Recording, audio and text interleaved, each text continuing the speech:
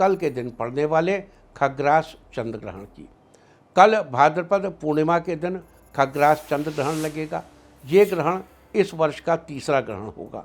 बता दूं कि जब सूर्य, पृथ्वी और चंद्रमा क्रमशः एक ही सीध में होते हैं या चंद्रमा पृथ्वी के ठीक पीछे उसकी परछाया में आ जाता है, तब चंद्र ग्रहण लगता है। अतः यह खग्रास चंद्र ग्रहण होगा।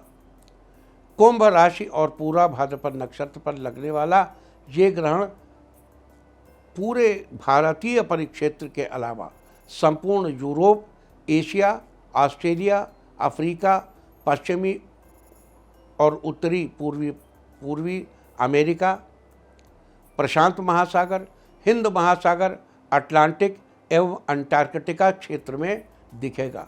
खग्रास रूप में यह ग्रहण भारत, चीन, Myanmar, Bangladesh, Nigeria, Indonesia, Thailand, Germany, रूस, जापान, तुर्की, France, Italy, Netherland, Spain, Britain आदि भूभागों में दिखेगा।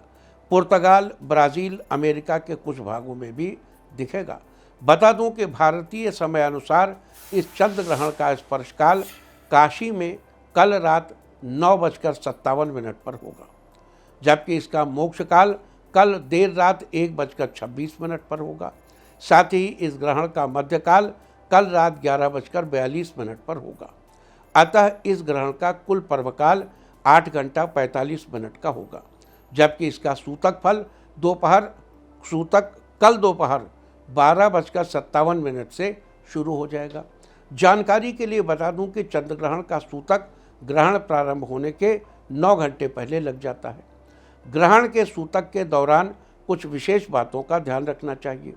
ग्रहण के दौरान चारों तरफ नेगेटिविटी बहुत अधिक फैल जाती है, जिसका असर ग्रहण प्रभावित क्षेत्रों में रह रहे लोगों पर पड़ता है। इसलिए सूतक लगने से पर घर में सभी पानी के बर्तन में, दूध में और दही में कुश या तुलसी की पत्ती या दूब धोकर डालनी चाहिए। माना जाता है कि ग्रहण में वातावरण की किरणें नकारात्मक प्रभाव छोड़ती हैं, इसीलिए ग्रहण और सूतक काल में कुछ भी खाने पीने की मनाही रहती है, क्योंकि किरणों का नकारात्मक प्रभाव खाने पीने की सामग्री पर पड़ता है, जिसके सेवन से स्वास्थ्य प्रभावित होता है। साथ ही जो सामग्री बनी रखी है उसमें तुलसी का पत्ता डालने के लिए कहा जाता है। सबसे ज़रूरी कुश है। कुश न मिले तो तुलसी में पारा होता है, जिसके चलते किसी प्रकार की किरणों का प्रभाव दूर होता है। मान्यता है कि नकारात्मक ऊर्जा तुलसी के पास आते ही निष्क्रिय हो जाती है। तुलसी के पत्ते जिन चीज़ों में पड़ी रहती हैं उनमें उन किरणों में नकारात्मक प्रभाव नहीं होता। इसके अलावा ग्रहण के समय अन्य किन बातों का ध्यान रखना चाहिए ये भी आपको बता देते हैं। ग्रहण के समय रसोई से संबंधित कोई भी कार्य नहीं करना चाहिए। खासकर ग्रहण के दौरान गर्भवती महिलाओं को अपना खास ख्याल रखना चाहिए।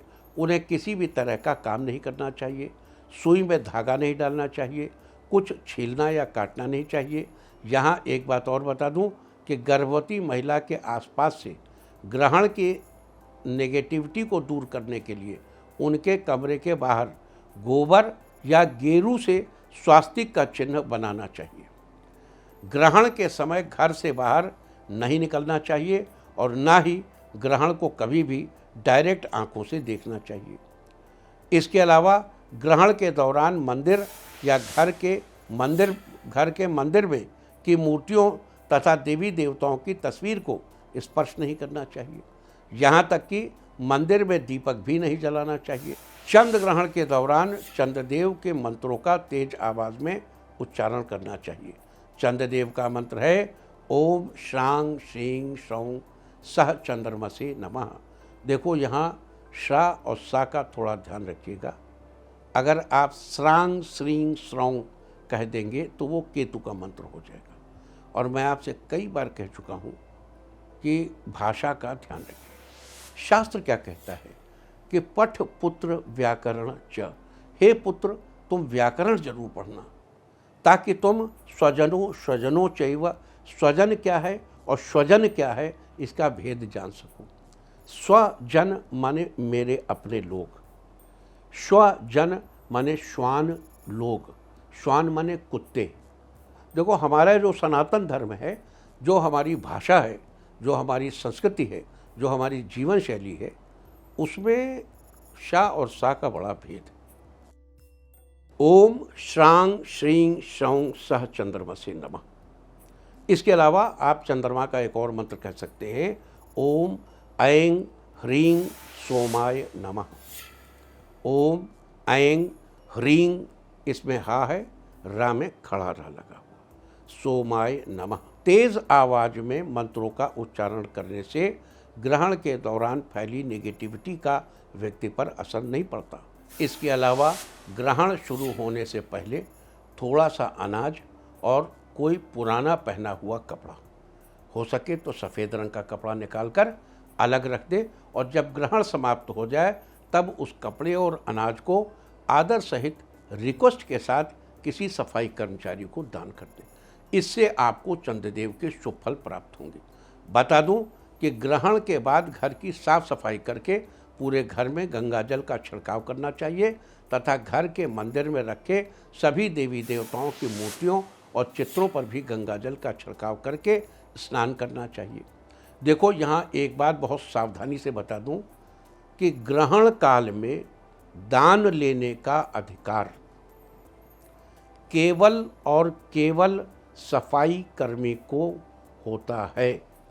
तो ये थी चर्चा ग्रहण के समय क्या सावधानी बरती जानी चाहिए और ग्रहण के बाद क्या करना चाहिए।